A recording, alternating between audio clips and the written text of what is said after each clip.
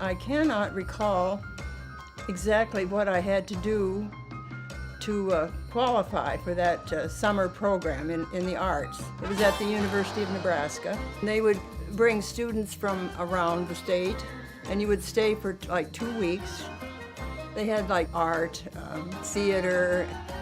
We stayed in sorority houses. There was an article in the university magazine. I was taking a sculpture class. My roommate was a girl named Alice Bertanen. She was from Lincoln. We became quite close. I would go to the student union. There was a man there hanging a show, and I was watching him. I looked at this guy, and oh my gosh. He looked like an artist, brooding. His hair was a little longer than most of the guys in the 50s. His name was Corbin Lapel. And Corbin Lapel was hanging pictures that he had painted. Abstract expressionism was really getting a lot of attention.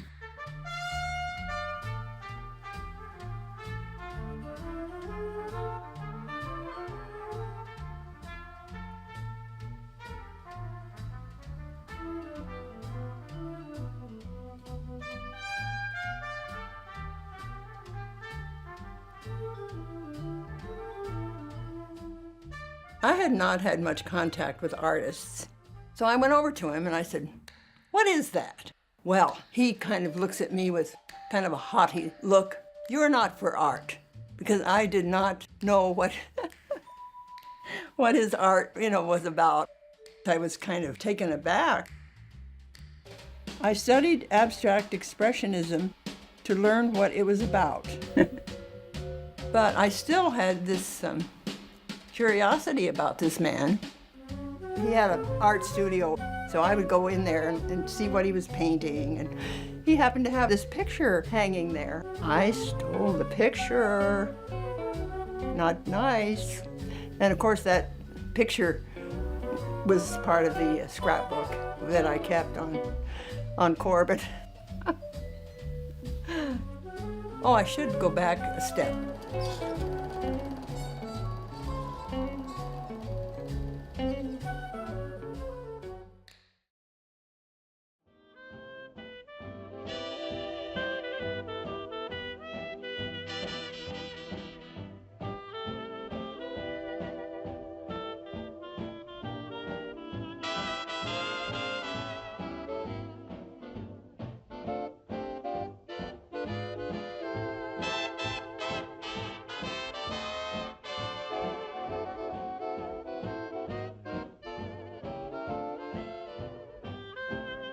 My childhood was spent in the 40s and 50s in a small town in Nebraska, surrounded by cornfields and the smell of alfalfa cooking in large drums at local mills.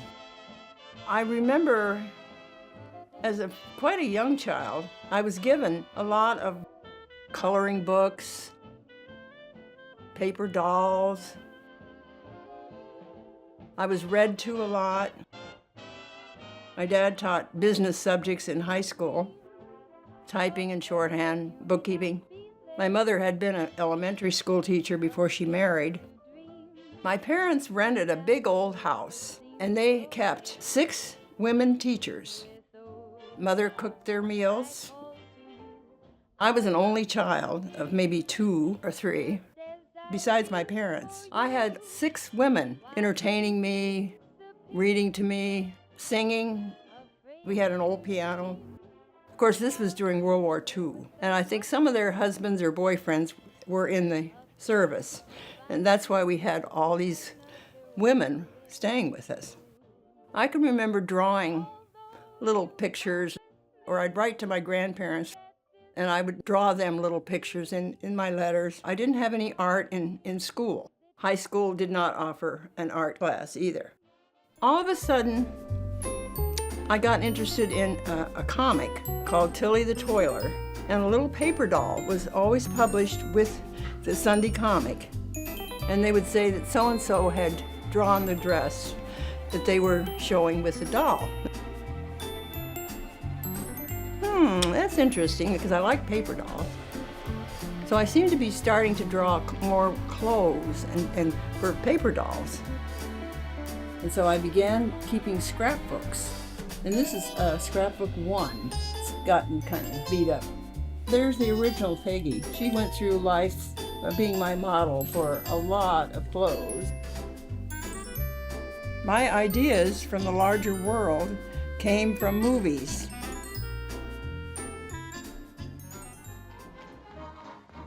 I loved watching Fred and Ginger, Judy Garland, Gene Kelly, Betty Grable, and others float across the screen. Around 1950, in junior high, the idea of taking a sketchbook to the movies came upon me.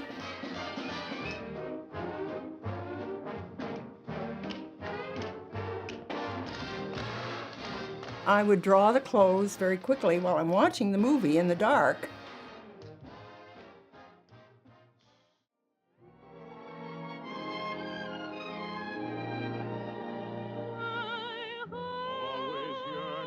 I redrew the clothes and I put them into these scrapbooks. I have 8 of them. So I did put my own clothes that I wore in 11th grade. It looks to me like I wore an awful lot of sweaters and skirts. Or some of them are the same skirt with a different sweater. And then I did have some fuller skirts. That was the era when the skirts were really big. You wore a crinoline underneath. I had pretty good wardrobes. My mother made clothes for me, or we would go shopping, and she liked clothes. I was always usually dressed quite well.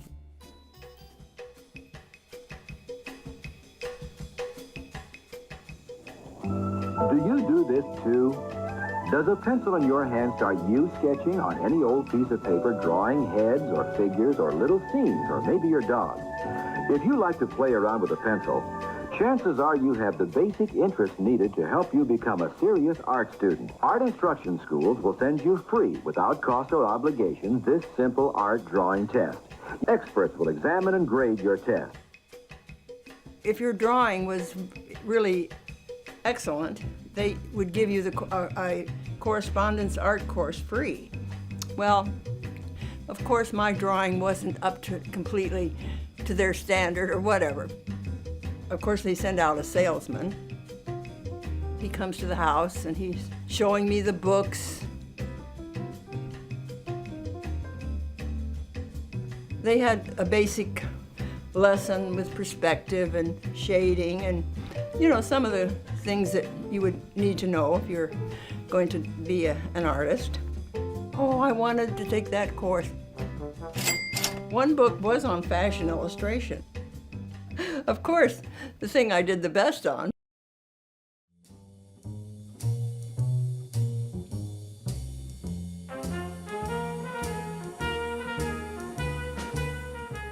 I don't remember how I got his address, because I did send him a letter, and Corbin answered my letter.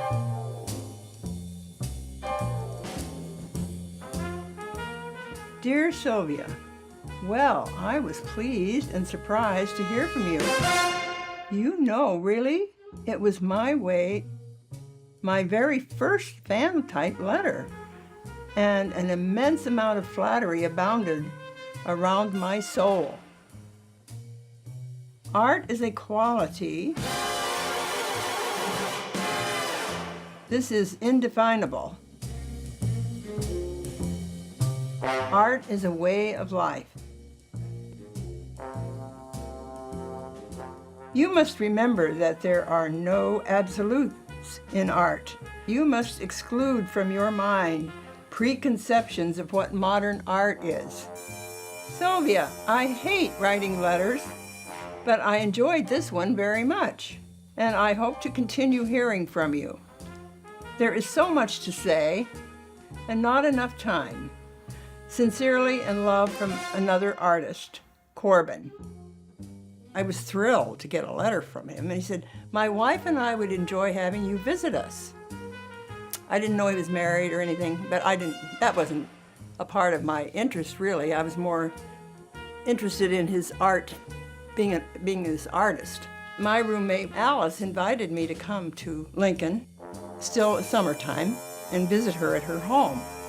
Alice and I cooked up a plan. Her father would take us down to the theater like we were going to a movie, but we had told Corbin to pick us up in front of the theater. Ooh. He came in a little old car called a Graham Page. We had on these big full skirts with crinolines. We had to squeeze into his front seat in his car. He took us to his apartment. There's mobiles hanging, colorful pillows, butterfly chair, typical apartment decorated by an artist.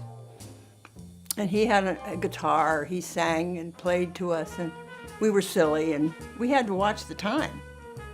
We had to get back to the theater. We pulled it off. When I did go to school there in the fall for some art classes, and I'd take a peek in and see what Corbin was doing in his art. He did some paintings for a music room at the university. I have a painting that I bought from Corbin for $25. He was my introduction, I guess, to the art world in a way. He's someone I never forgot. And my daughter and my kids have heard the Corbin story. A lot of people have heard that story. One of the classes I took at the university, I mentioned to the professor that I really wanted to be a fashion illustrator. He said to me, fashion illustration is kind of a dying art. They're going more for photography and fashion. You'd be better off teaching. I made the decision to go ahead and work toward art education as my degree. Of course, being an art teacher, I had to be able to do a variety of different things with children, I did pottery, I did collage, markers, watercolor. We used a lot of different materials. One thing I did do that was part of a master's I was working on from the University of Buffalo was filmmaking.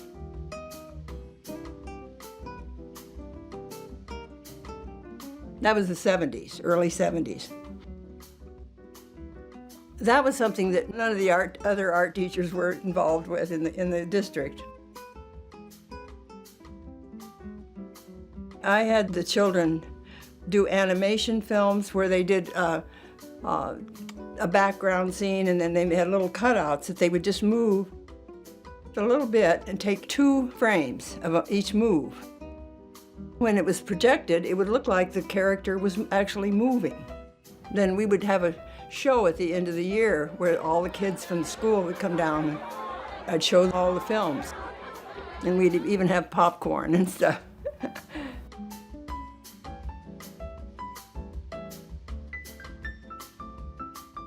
I was doing some film work of my own at that time, too.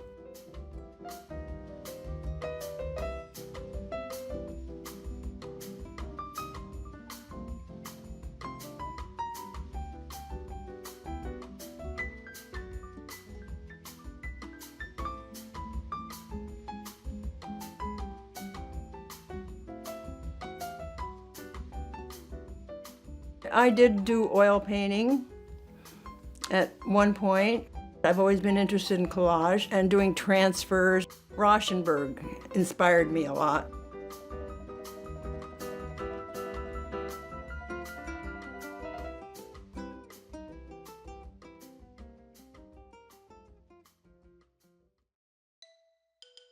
Around 1980, I read an article in a family circle about paper dolls.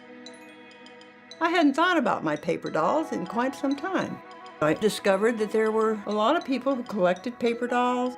I started drawing paper dolls again. I had been to Paris, and so I did this book with Fluffy, the cat I had, and her clothes that she would have worn on her trip to Paris. I haven't been doing work like this for some time, where I actually put together a whole book. I have thought about it. I've done 2 dolls of the Barrymore family. I've done one of Ethel Barrymore and one of Georgiana Drew Barrymore. I haven't told Drew, the young Drew, that I was doing a paper doll of her family. I would like to, but I need to do Drew and I need to do her grandmother, Dolores Costello. That's something on my plan list that I haven't actually completed. 1984 was my first paper doll convention. By that time, I was buying paper dolls from other people and was acquainted with some of the top names in the paper doll art world.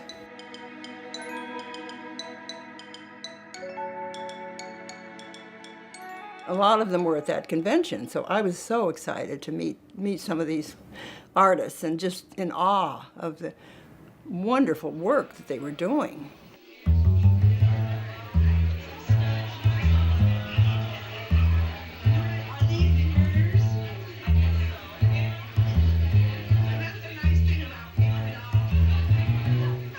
A lot of times they were working in watercolor and some in marker.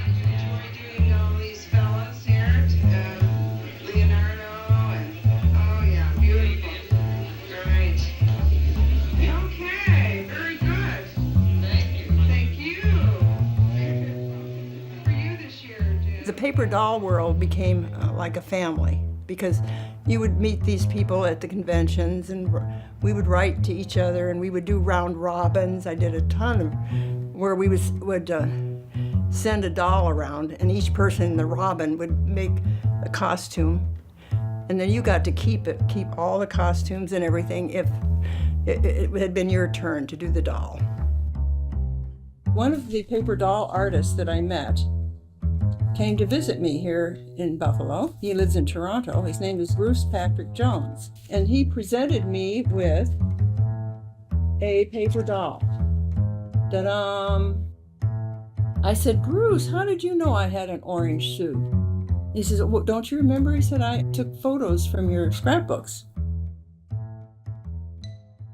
I had a book published by my friend Jenny Taliadoros. She does paper doll review. She saw my paper doll book of jeweled costumes and said she would like to publish it. I made the outfits by pasting the jewelry pieces together in a kind of collage. Then I redrew them and painted them in with watercolor. The paper doll world has been very much a part of my life now from the 80s, 90s, 2000s, on up to today. I still am in touch with a lot of these people. I did receive an award called the Fannie Gray Award. I was not expecting that. It's for people that have worked for years at conventions and so on. So I retired in 92. 55 sounds pretty young right now. I was already doing some mail art.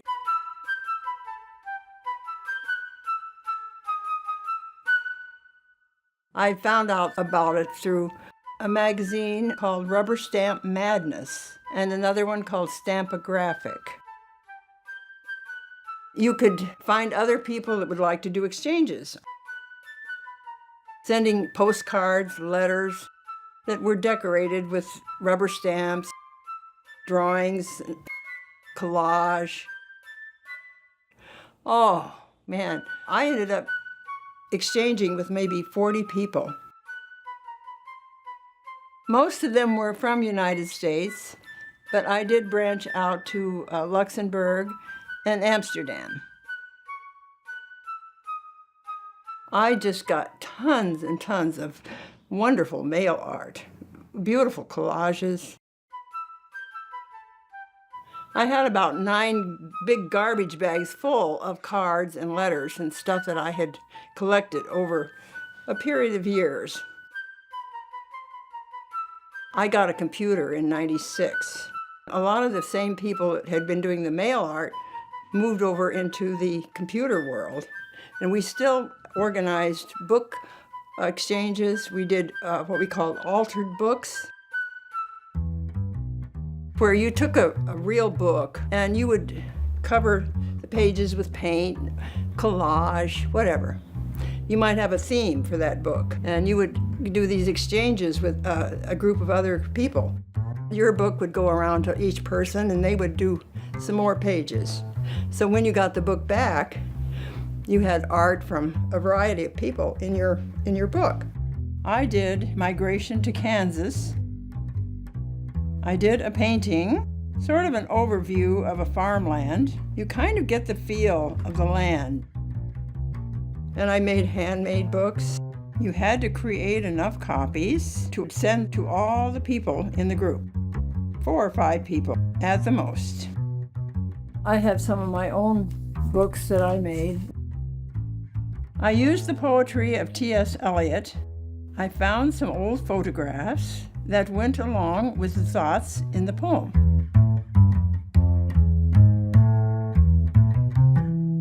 I think this was a book I did in an art class where we did like a fold out. We painted papers first and then cut it and fit it into our book.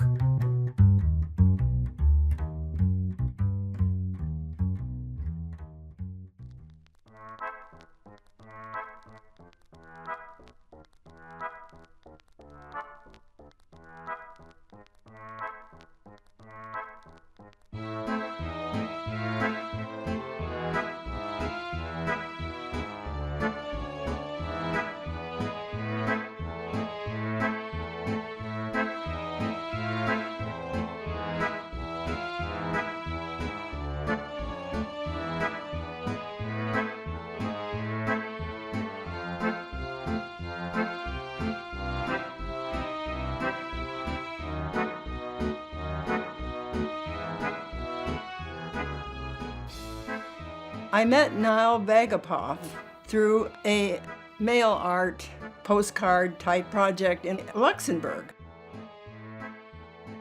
A address list and the people that were in the show was sent to each participant.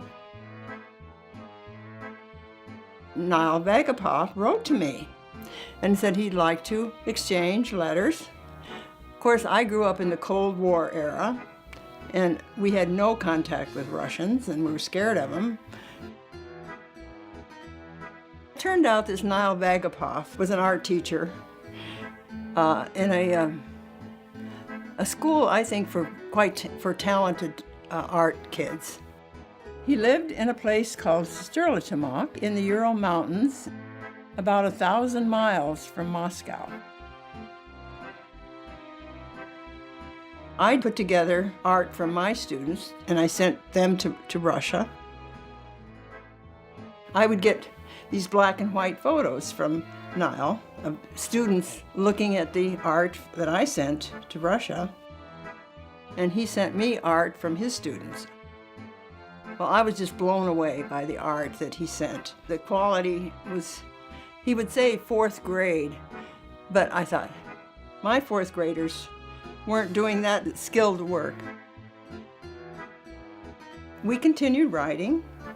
He decided he wanted to have another exchange. And by that time I had retired. And I thought American Indian art would be interesting for an exchange. So I went over to Gwanda and talked to the students. And I told them about the exchange. Well, they did come through for me. I had some of them do God's eyes or some paintings.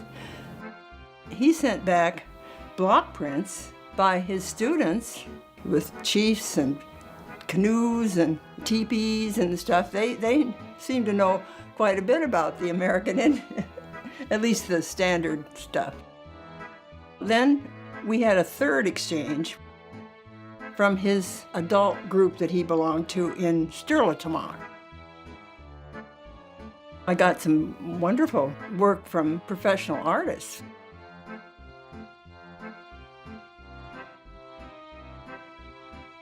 He sent me a lot of his own art. He was mainly a printmaker, block printing and etchings. I haven't sent him so much of my own art. Of course, I was doing a lot with paper dolls and stuff over that period of time. Finally, we were on the internet together. And we even could talk to each other, and I could see him. Kind of an amazing change in how things went from, say, the early 90s up to, into the 2000s. I haven't really been doing much in the paper doll making lately. I have a blog called Art Every Day by Sylvia. I started doing the digital collages where you'd take one image and place it over another. I was learning how to use Photoshop. And I would do one every day for several years. That was early 2000s, up through the last couple of years.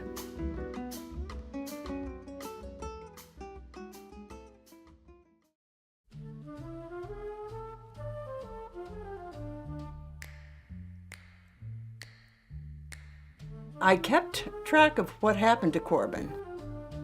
He ended up being a teacher at Hayward State in California, and he had several children and so on.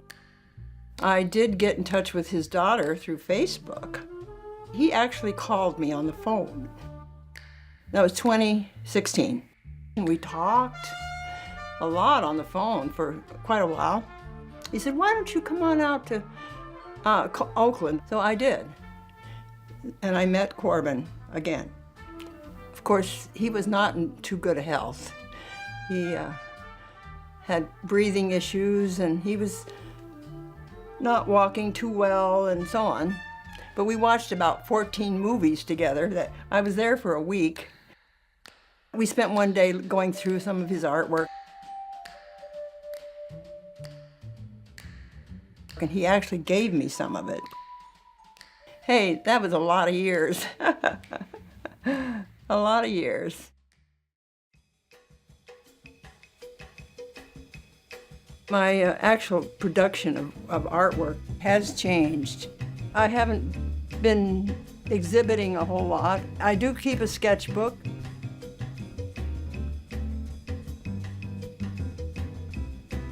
No, that's pretty much been one of the areas that I have tried to at least keep going with my art a little bit. I really enjoy drawing faces. I find inspiration from magazines and TV, like Mika and Morning Joe, and Drew, of course. I love her show. I've had to think about different aspects of my life and how they all fit together. Art has been in my whole life. I've enjoyed the experience.